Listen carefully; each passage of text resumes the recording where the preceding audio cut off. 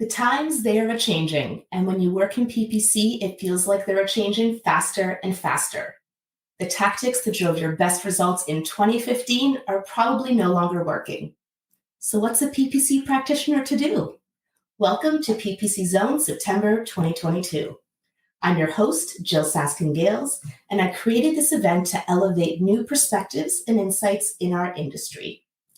Next up in the zone, this speaker is a marketing strategist who specializes in content, CRO, and community.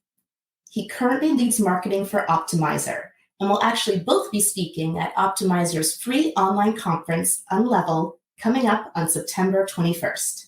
For today, he's going to share his perspective with us on 3 tests you can run to optimize your responsive search ad performance. Please welcome Ashwin Balakrishnan. Thank you, Jill. My name is Ashwin. I'm from Optmyzr, and welcome to my PPC Zone presentation on how to build and test winning responsive search ads. I'm really excited to talk today about RSAs, why you should be paying attention to them, as well as sharing some tests and some data that we pulled from Optmyzr's product data as well. So let's get into it. So responsive search ads, of course, are the new default when you create a search campaign in Google. This is the option that you're going to start with.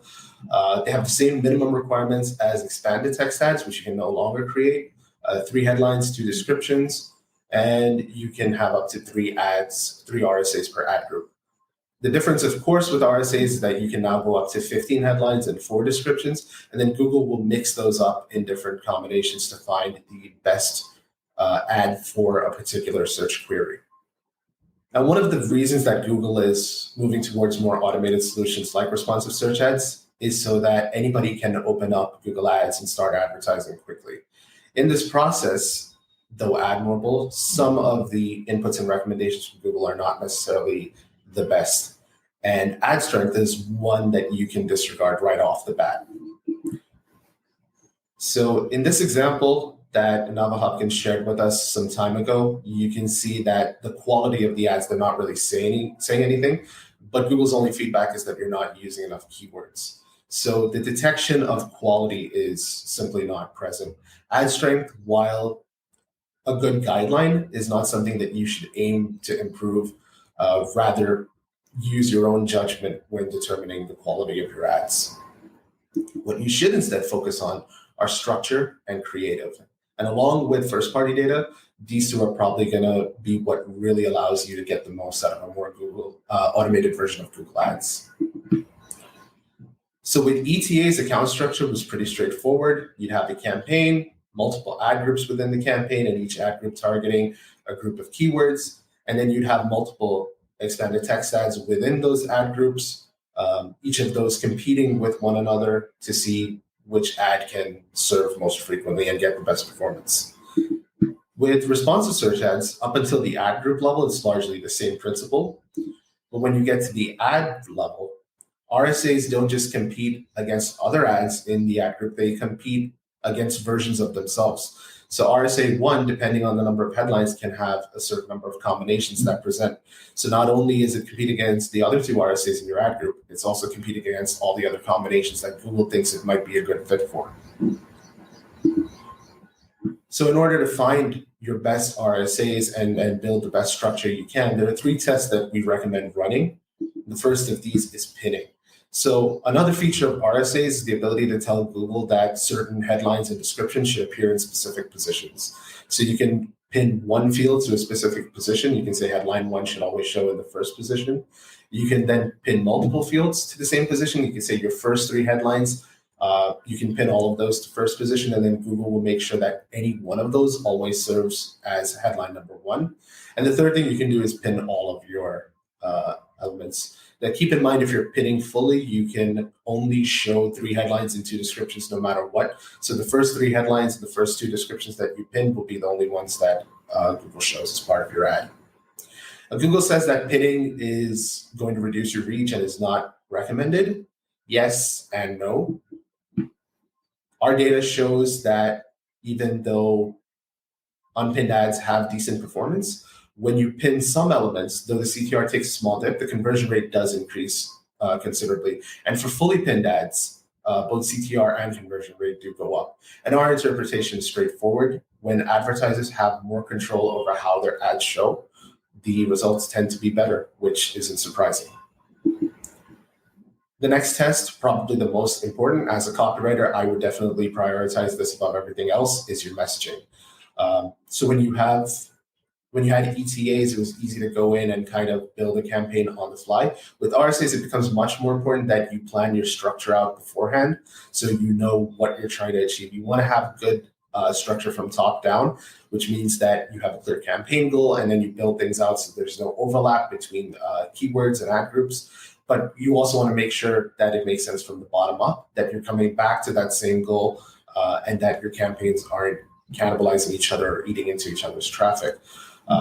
So messaging is one of the things that you can use to continually test the structure of your RSA campaigns. You can test calls to action, you can test value propositions, you can test variations in messaging. And if you're going to be changing things across campaigns, then you can use ad variations in Google Ads to make that happen pretty quickly and easily. We found from our data that sweet spot is 1 to 2 RSAs per ad group. This is where you do get a good increase to your performance. It does come at a small cost increase. When you get to 3 RSAs, you don't really see the increase in performance that the cost increase justifies. And of course, the final test that you want to run is maximizing your impressions. When it comes to ETAs, it was pretty straightforward. If the keyword didn't work, it didn't work. You had to try something new. But an RSA with varied copy, as long as you're not fully pinning or making it too restrictive on Google, especially paired with broadcast, this allows Google to then create new ads on the fly, qualify you for more auctions, and really be able to show your ad to more people. And that's really what RSAs are about, is maximizing the number of impressions that you can potentially get. And if you're going to run this experiment, we highly recommend having more text. More text clearly means more impressions. And if that's what you're trying to see, then we recommend maxing out on your text. So ultimately, why does this all matter? The bottom line is Google likes RSAs. We don't know why, whether it's because of an internal product decision or because RSAs tend to lend to better quality score, but they do get more than double the impressions of ETAs. But it's not just Google, even customers prefer RSAs. We see in our data that the RSA ad groups tend to get more than 50% more conversions than the ones with just ETAs. And as you implement some of these changes and tests, we highly recommend that you change the way you look at success. With an expanded tech set, it was pretty straightforward. You'd look at conversion rate, you'd look at which ad performed better ultimately, and that was your winner. With RSAs, because of their nature, the increase in impressions frequently offsets the slight dip that you'll see in conversion rate. So monitor not only the number of conversions that you get, but also look at the total value of those conversions, measure them up against your target CPA or target ROAS if you have one, or your total ad spend. You may discover that even though your conversion rate dips, you're ultimately running more profitable ads. I hope you have a lot of luck with your RSAs. They're the only ads that we can create for search campaigns going forward. So definitely an important piece of Google Ads that is here to stay. Thank you so much for your time, and thanks, Jill, for having me. And thanks to you, Ashwin, for sharing your unique perspective and insights with us in the Zone. If you'd like to connect with Ashwin, you can find him on Twitter at The Copy Trail.